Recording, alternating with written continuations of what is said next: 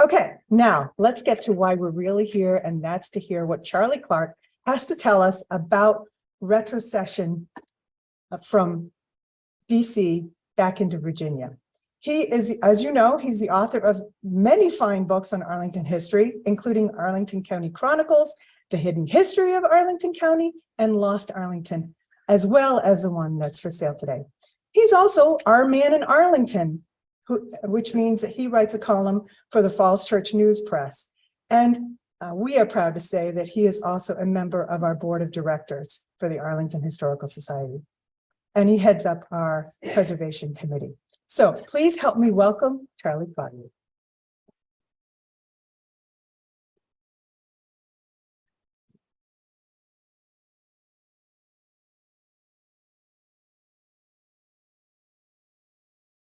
There's still quite a few people who don't know the word retrocession. So I probably didn't know it myself until maybe 10, 20 years ago. So I'm happy to elaborate on it here for a sophisticated audience such as this.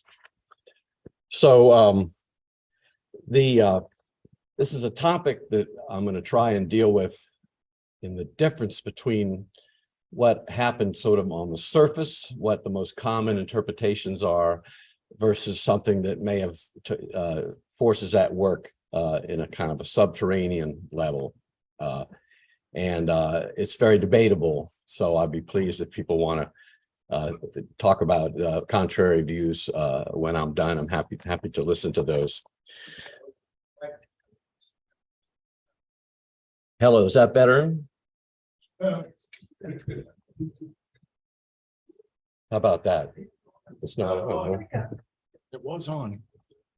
Test now. Okay. All right. For the folks at home.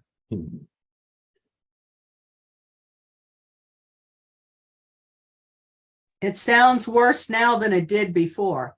Testing 1, 2. All right. Dim the lights a bit, please.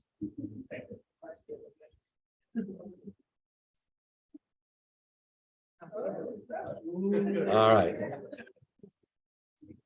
Fantasyland now in the movies. So our story begins with the selection of the Potomac River site for the nation's capital. George Washington worked a little bit behind the scenes, most likely to engineer the decision to be near his Mount Vernon property, but it was centrally located on the eastern seaboard. And he issued a proclamation in 1791 to finalize it, and Congress enacted the Residence Act 1790, and it was amended a little bit later. And the 10-mile diamond-shaped square miles, as you can see on this map, across the Potomac and included what was then called Alexandria County, which Arlington was a part of. And then in 1801, Congress passed the DC Organic Act, and that set up some of the terms for how it would be administrated. And Arlington was people who lived in the district Alexandria, DC, or the Virginia section was called, were not allowed to vote in federal elections, and neither could they run for public office. And during the 1790s, as most of you know, is when the boundary stones were laid out, about 40 of them around in Maryland and Virginia. And there's about 10 of them in Arlington, a couple of which I think have disappeared, but they're very visitable still. Now, George Washington Parke Custis, born 1781, died 1857, was the grandson of Martha Washington from her first marriage, and she remarried to George Washington. They both raised him with his sister Nellie out at Mount Vernon, because Custis's own father, Jackie, had died right after the Battle of Yorktown in the American Revolution. So when Martha Washington dies in 1802, a 21-year-old Custis inherits a vast estate from his grandparents, and he decides to build a monument to George Washington, which just became Arlington House. It originally had a different name, Mount Washington. And Custis was he owned 200 enslaved persons, the bulk of which were down on the Pamunkey River east of Richmond, about 130 or so down there, it varied, and about 60. 60. It's off again. Let's try the other mic. Testing. Let's see. Testing. Oh, testing. That's better. Okay. Now here we go. I think you can hear that now. So Custis, of course, was very loyal to George Washington, and he also, at age 23 in 1804, he's already pretty prominent because he has a famous name and he owns this prestigious property, which is still being developed on the Potomac.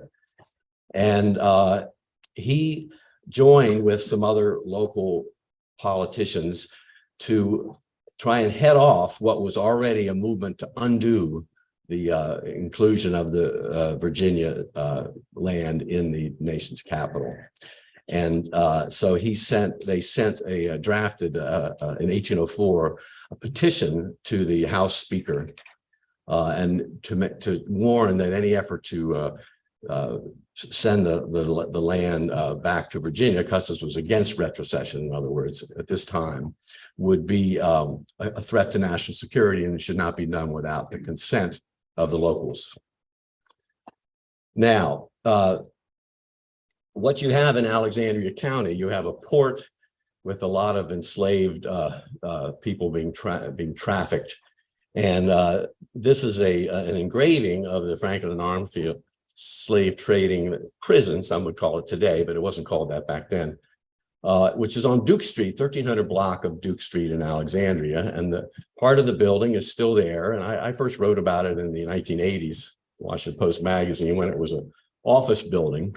And it had been purchased by Ann Stone, who was the ex-wife of Roger Stone, who you read about in recent years. And she was a Republican who thought that the legacy of slavery ought to be commemorated more. So she had a plaque installed on that building. And it has since become the Black Heritage Museum of Alexandria, which I recommend a visit to it. But what is important to understand, I think, is that slavery, just like the topic of racism today, was an uncomfortable topic for people. It was controversial, it split families and friends, and a lot of people who had an interest in overturning slavery wanted to talk about it a lot more than the people who either wanted to preserve slavery or who were trying to just live their lives without addressing it. So in Congress, both the House and Senate from the 1830s through the 1840s had a gag rule that forbade debate and legislation dealing with slavery. Of course, that would, as the abolition movement gained ground, that would be removed by the time they start to debate the 1850 Compromise and all that. So then you have personages. Edgar Snowden Jr., his father was the original publisher of the Alexandria Gazette and Advertiser, it was called, and he took over. He also was a state delegate, and he very much wanted to preserve slavery in Alexandria. And he weighs in on a lot of the debates. By the 1820s, there was already debate. The issue was raised again about should Alexandria be removed from the district, and there was a vote at the town hall in 1824, and the proposal to retrocede lost 418 to 310. As the economies were developing, a lot of the people in the Virginia side thought that there would be chartered banks and federal spending on military. Come on in. Yeah, come away. Yeah, we noticed.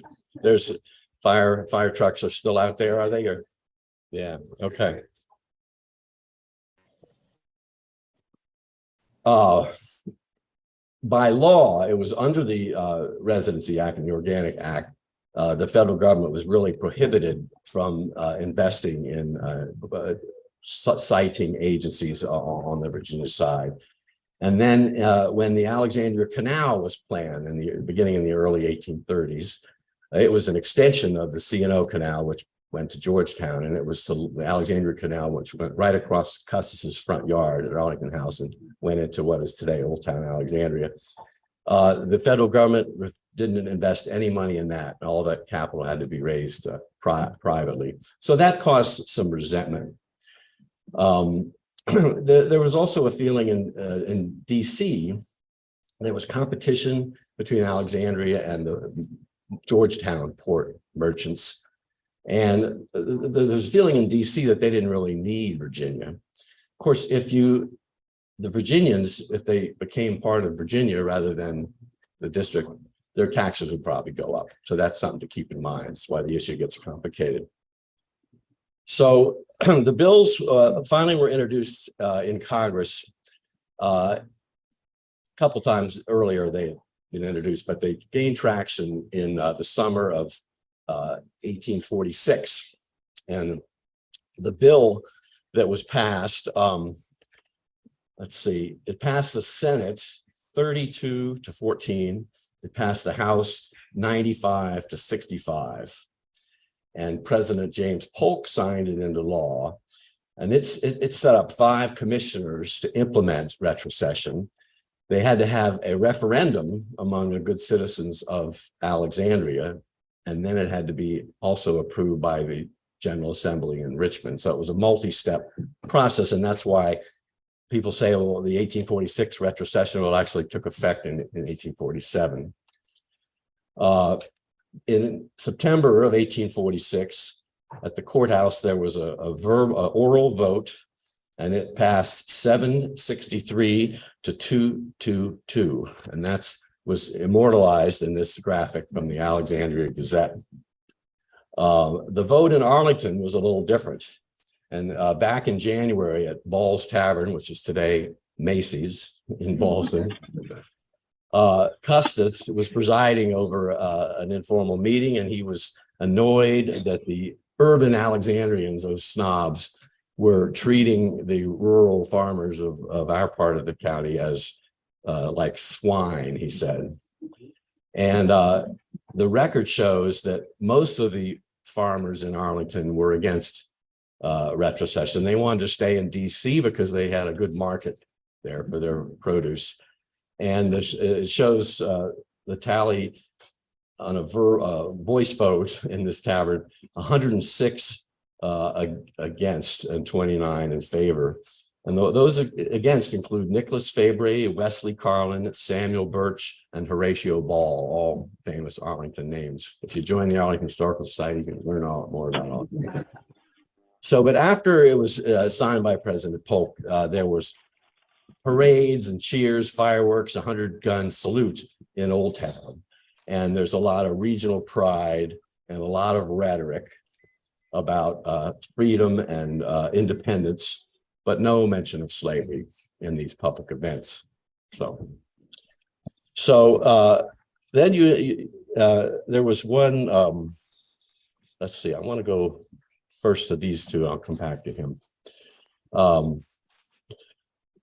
couple of the main ringleaders of the retrocession event were very much leaders of the protection of slavery tendency of Southerners.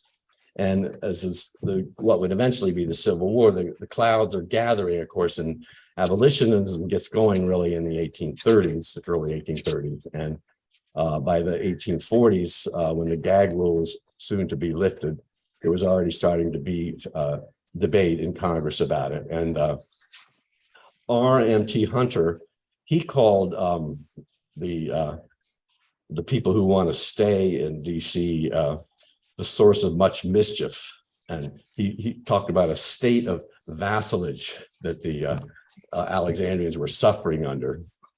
And he had helped with an 1840 plebiscite, which retrocession had been given a thumbs up, 537 to 155, but of course it was non-binding. He was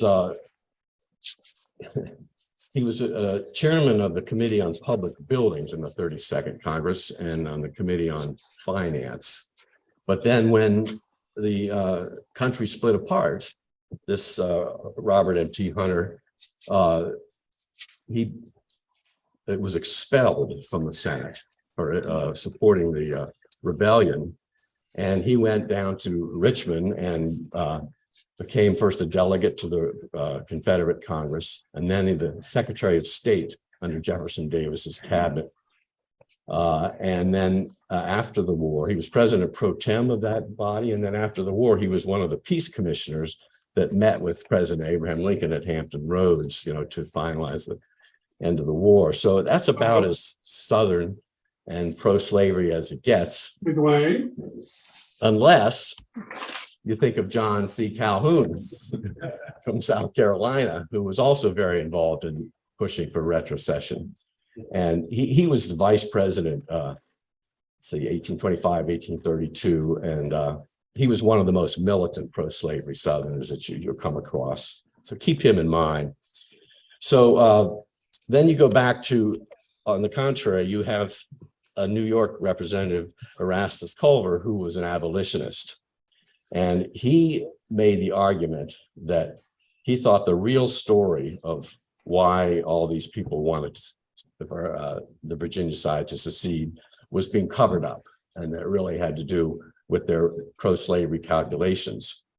Now, the argument against that, among others, is that the vote breakdown by state and by proclivity does not really break down cleanly, like all the Southern pro-slavery people in favor of retrocession and all the Northern abolitionist types against it. It was much more complicated than that. They had some calculations. There was quite a population of free Blacks in Alexandria too, and they had very mixed feelings about it because they anticipated that if they became part of the South, that they would lose some of their privileges. The DC abolitionist movement was much stronger, and slavery, of course, was ended in the district earlier than it was on the Virginia side. And sure enough, of course, as soon as the Southerners took over, they closed down some of the free Black schools and everything. So Jefferson Davis voted against retrocession. Andrew Johnson, who would become the president after Lincoln was assassinated, he voted in favor of it. So it does get sort of complicated. In 1861, Lincoln said that he really regretted that the Virginia side had seceded. It made his life a lot harder. And of course, Union troops had to occupy Old Town Alexandria. In 1873, during the Reconstruction period, there's again, a DC judge talks about a new movement to bring Virginia back into DC, the Alexandria County, I should say. As late as 1910, there was a Senator Thomas Carter of Montana who kept railing about the crime of 1846. A lot of people thought it was unconstitutional and had violated the precepts of George Washington to have this portion of the district returned to Virginia. And in the 1920s, there were more campaigns. It's interesting that I read an essay by Crandall Mackey, and he was, of course, our Commonwealth's attorney, 1890s and early 1900s, who was responsible for the crackdown on saloons and crime in Jackson City and Roslyn. But he wrote that he thought that the people wanted to secede from the district, the people of Northern Virginia, Alexandria, because they feared that runaway slaves would be harder to catch if you didn't have the cooperation of the local authorities. Like the district people would be more lenient in allowing that to happen. Let's see, it shows up again in 1963. Attorney General Bobby Kennedy set up a committee to explore whether retrocession in 1846 had been unconstitutional, because there were still issues about DC statehood, and keeping in mind that the district part of the side of the Potomac was taken from the state of Maryland under the retrocession, as it was called, Washington County. In the 1990s, there was a retrocession bill introduced by Ralph Regula to return that part to Maryland. So, and then let's see, here's Hunter, here's Calhoun, here's Mackey. Sorry, I meant to show you that earlier. And then finally, I want to thank current Virginia State Delegate Dave LaRock of Loudoun County, because about 3 years ago, he was railing against all the liberals in Arlington and Alexandria who were messing up his legislative strategy, and he thought that they should be retroceded back into the district. So I appreciate his giving me a current angle on that.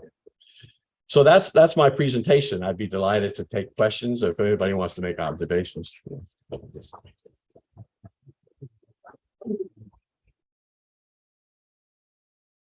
And finally, I should say before you ask questions, I meant to thank my friend John Richardson, who couldn't be here tonight because he's ill, but he'll be fine. But he's a former president of the Arlington Historical Society, and he's written an excellent biography of Boss Shepherd, and that piqued his interest in retrocession. And John did a whole lot of good research on retrocession and helped me with that, which I'm very grateful for. So Charlie, he's online. He's actually attending online.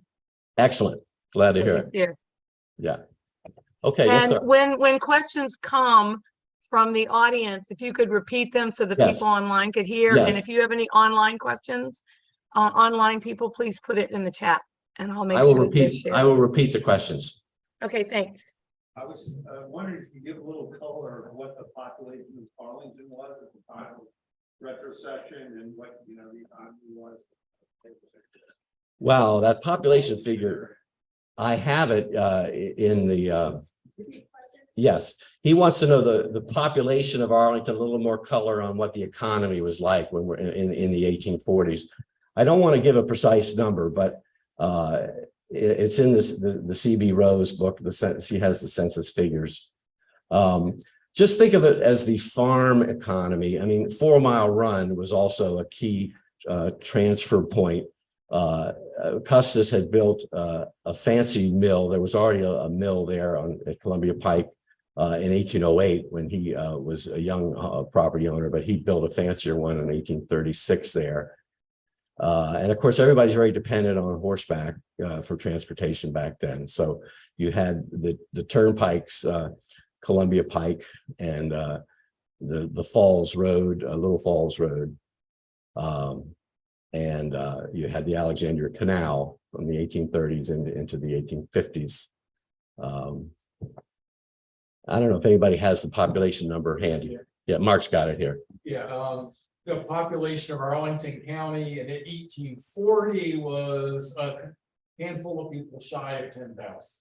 So the population in 1840 of Arlington was a handful of 10,000, shy of 10,000, you said. Okay. Yes, sir. The retrocession actually took place. It was simply a change of flag for the state of Virginia and then start taking over and firing people. So he's asking whether it was when retrocession took effect, whether it was a matter of simply changing the flags or whether the Virginia officials came in. Well, I think that there were several general Virginia officials in other regions who had engineered the retrocession because they wanted to steer more money in their own direction. You can see signs of it with investments in infrastructure in Richmond or Petersburg or in some of the coastal counties. And there was an accusation that the people who wanted to assert their power were calculating how to reroute the state and get more control over the state budget. So, yes, sir. Yes, prior to retrocession, how much autonomy did Alexandria have from the District of Columbia? Did they have a city council?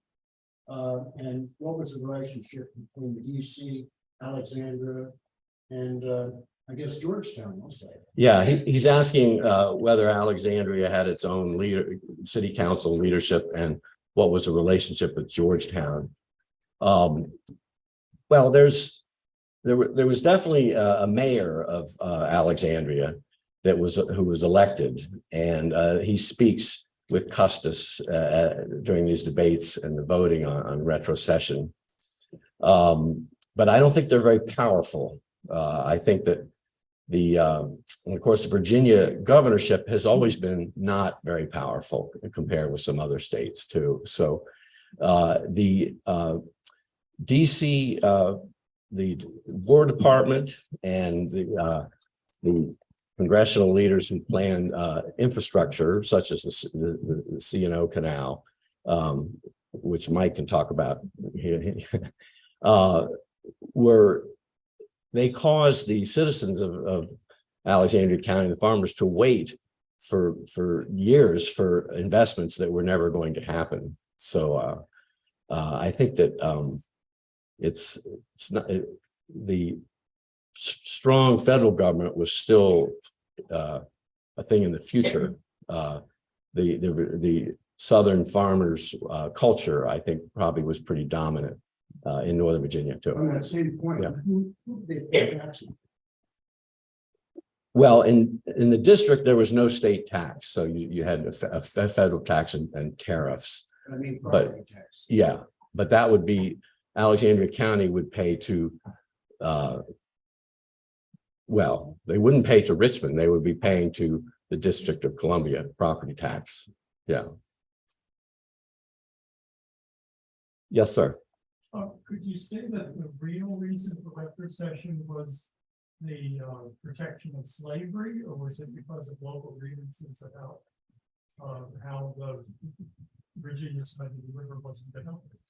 Well, the question is, what is the real reason for retrocession? Was it because to protect slavery, or because the Virginians had hoped for more federal investment in their infrastructure?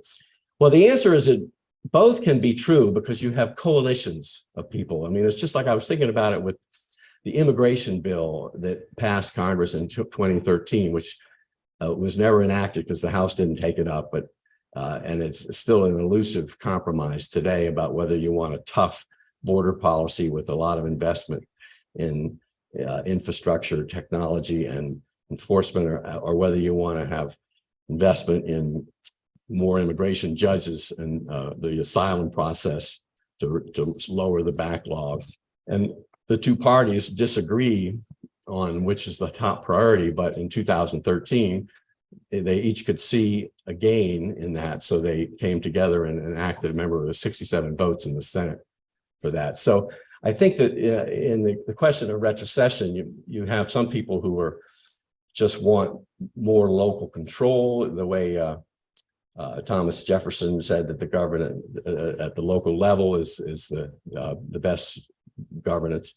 And then you have people who are anticipating that the abolitionist movement is gaining ground in the district and is likely to attract more abolitionists from around the country. And with the president having authority to do things by executive authority, such as the Emancipation Proclamation, that there's people who felt that we better get our act together in Virginia if you want to protect the right to own slaves. Yes, sir. Mike.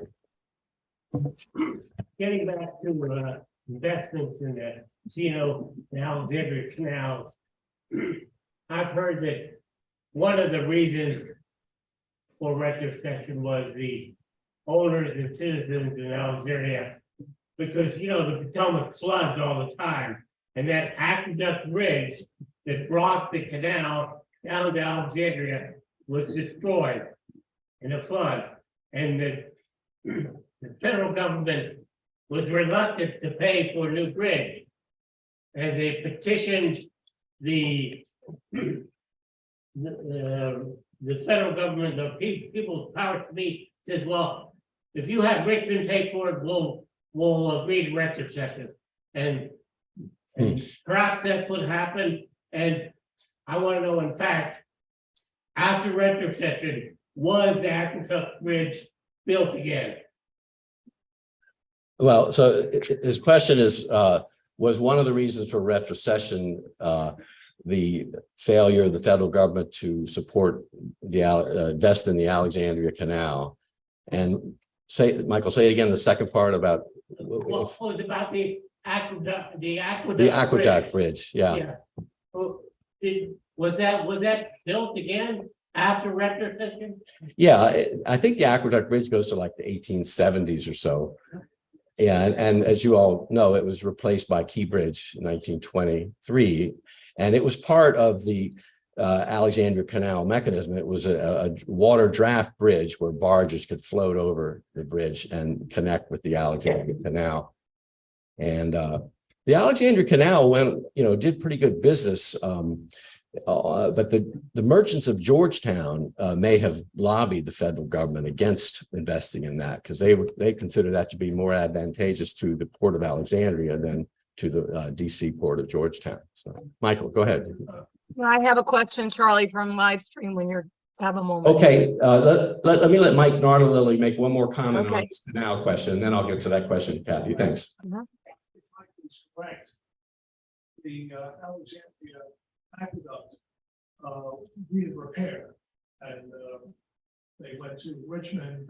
Richmond promised that they would have money for it in return for retrocession. And I think C.B. Rose actually says that's a motivating factor for retrocession, was the fixing of this leaking aqueduct bridge. Okay, very good. And then right after that, Richmond did appropriate the money. They did fix up the aqueduct bridge, which lasted a lot longer. Yeah. So Mike Nardelli, who used to work for the Canal Historical Society, just clarified that and C.B. Rose, the historian, agrees that one of the motivations for retrocession was that Richmond, Virginia capital, offered to pay for the repairs to the aqueduct bridge, which was leaking and in need of repairs.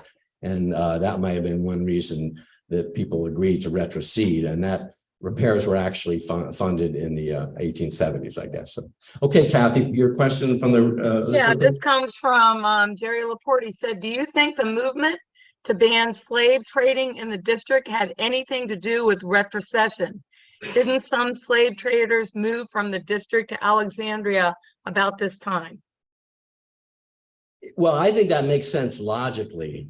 I mean, the storm clouds that became the Civil War are brewing in the early 1830s, when you have this nullification movement. You have South Carolinians demanding that, and Andrew Jackson helping enforce that any trade bills would be rejected and not adhered to by some of these southern states. And so the abolitionist movement, of course, it begins in the mid 18th century among churches, Unitarians and Methodists, and it gains steam in England. There's abolitionist society in England, and the British abolished the slave trade. I think it's 1808 or so, and they abolished slavery in their colonies in 1830-ish or so. So the American Anti-Slavery Society and William Lloyd Garrison, his newspaper, The Liberator, that takes up in the early 1830s. He attacked Custis, by the way, because Custis was involved with the American Colonization Society, whose agenda was to deport free blacks to Africa, and that got started in 1816. And so by the time and then you have the gag rule in the 1830s and early 1840s. And so by the time you get to the 1846 or so, everybody knows that slavery is a major, major divisive issue. So it's never far from people's thinking, but whether they chant and shout about it in parades celebrating retrocession is another question. Thank you. Yes. When did Alexandria and Arlington split? Yeah, so the question is, when did Alexandria and Arlington split? That would be 1920. And there was a lot of confusion. There was a couple of major events, celebrations of the end of World War I and honoring veterans, and where people were supposed to assemble at the courthouse, and some went to the Alexandria courthouse and some went to the courthouse that had been built in the Arlington part of Alexandria in the 1880s. And so for some people, that was the last straw. So there was a delegate from Alexandria who introduced the bill to shift Arlington portion out of the farm country. And it was very non-controversial, and it took place in March of 1920. And there were several names considered for Arlington. George Washington County seems kind of redundant. Pocahontas, another one.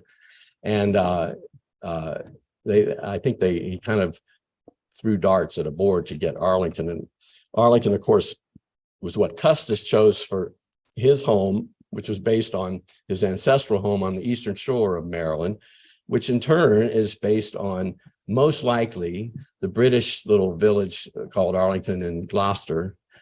Bibury is the name of the village today. And I just read, I don't know if you all saw this, that the Arlington Heights Civic Association has set up its own little relationship with the British village of Bibury, which is where Arlington, Bibury, they say, where Arlington Row can be seen in the Cotswold. It's a beautiful row of stone houses. And this is the Custis family's ancestral home too. There's other stories about tributes to the Lord of Arlington in England, who was in the royal cabinet. So it's not for sure that that's why they chose it, but it's fun to speculate. Yes, sir. Where does Jackson City fit in all this? Is Jackson City meant to encourage retrocession or to try to stop retrocession? And So- explain to them what that. Yes. So he's asking, what was Jackson City and was it involved in the retrocession debate? So Jackson City was a real estate business coalition trying to set up a planned city like Reston, and it was to be where today the 14th Street Bridge, it hits the Virginia side where the Twin Bridges Marriott was way back when I was a high school prom goer, which we had our prom there. And it was kind of a failure. Andrew Jackson, and it's kind of a precursor of President Trump, feeling free to run business deals and sell products as president of the United States. I mean, he endorsed it. He was there at the cornerstone laying of this real estate plan. And after 3 or 4 years, there was just very little investment in it, and it kind of fell into disrepair. And then it became a scene of crime and kind of a ghetto in the 1840s. And by the 1910 or so, or maybe I guess it's 1890s is when the crime spree starts there, and then it drifts into the 20th century. And Crandall Mackey and other law enforcement sheriffs from the Alexandria area, the Delray area, had to sort of perform these raids, and there was some murders there too. And there's a whole little book about that written by our Historical Society colleague, George Axiotis, if you're interested in some of that detail. Any more? Any from home, audience? Yes, here's another one. Why didn't the DC government or the US Congress see value in keeping the Virginia side? That's from Nancy Tate. Well, they had no use for the land in Virginia. The federal government was happy, building these agencies, what is today the old executive office building, and which had the State Department and the War Department in it, and the city hall and the pension building. These are all the federal facilities. So they were probably pretty cocky that they didn't really gain much from having the Virginia side as part of it. But again, there are coalitions. If you think about if you examine the list of who voted which way, and you try and figure out whose regional interests there's more patterns you could probably draw if you went about it very systematically, whether your home state in New England was abolitionist or not. Interestingly, I was up in Vermont last September, and after having spent several years in Virginia, going to the major plantations, Monticello and Montpelier and the Mount Vernon and Arlington House, looking at all these new exhibits on slavery and issues about how slaves would escape. You go up to Vermont and you go to the Rockby House and you see it from the point of view of the abolitionists who are receiving these runaway slaves and encouraging people to help them in the Underground Railroad. It's sort of one of the terminuses of the Underground Railroad. And there it has like the Southern defenders of slavery, it had a very religious basis to it. They both would invoke the Bible. Yes, sir, George. All right, so the bridge is the oldest bridge was the Long Bridge, which is 1809. There's an interesting letter from George Washington Parke Custis to then President Thomas Jefferson saying, this is the ideal spot for you to build the Long Bridge. It happens to be right near his property. And Chain Bridge has versions going back to 1797, and it went through about 7 iterations. And it got the Chain Bridge name came from I think the Civil War version that had actual chains. And then let's see, you have Memorial Bridge is 1932 on the 200th anniversary of George Washington's birth. And you have the Theodore Roosevelt Bridge, 1961, I believe. From 1846. All you have is the Long Bridge and Chain Bridge. So, I mean, Yeah. see why they're saying we can't even get it. Yeah, well, a lot of traffic was by barge. And yeah. I have another question from the stream. Yes, go ahead, Kathy. Jacqueline Lassiere is asking, did the district continue as a good market for Arlington farmers after retrocession? Yeah, that went on into the early 20th century, whether DC was a good market for the Arlington farmers. The Fairfax farmers would also sell their produce downtown. And when Roslyn became a dangerous neighborhood with all the saloons and the brothels, there would be highway robbers attacking the horse-drawn carts of the Fairfax farmers on their way down.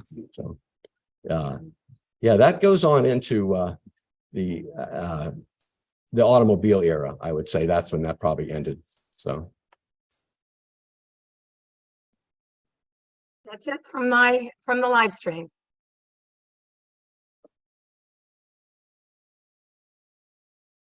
did she say there's another question? I couldn't. No, I said that's it from the live stream. Oh, that's it from my the- last question. Okay, well, Thank you. Is there one more? Here we go. Yes, sir. So, John, if you take the 4 Custis grandkids' homes, which is Woodlawn, the Custis Law House at the Alexandria Seminary, Arlington House, and Tudor Place, if you take them and plot them on a map, they almost make a perfectly straight line. Oh, I didn't know what it was. Well, there's another law house near the Environmental Protection Agency there by Arena Stage, too. That's where they lived for a couple of years. There's a plaque there where Eliza Parke Custis Law lived with Thomas Law. Yeah. So it's interesting that George Washington Parke Custis, I'll just end with this, that he was capable of growth. He was capable of reading the room, you could say. And so he was against retrocession as an affront to George Washington's legacy when he was young in his career. And he resented the urban Alexandrians for pushing around the Rube farmers from our neck of the woods here in Arlington. But he then took his assignment from President Polk, and he went down to Richmond and lobbied with pretty good effect to see the Retrocession Act through with the final referendum. So, he has a mixed legacy, but I would give him some credit for that. So. All right. Yeah.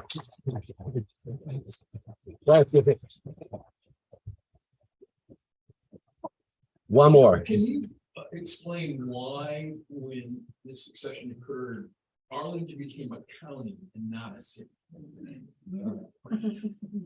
Yeah, well, cities have more. Why did Arlington become a county and not a city? I imagine it was not to try and compete with Old Town Alexandria, because Old Town Alexandria became a city in around 1871.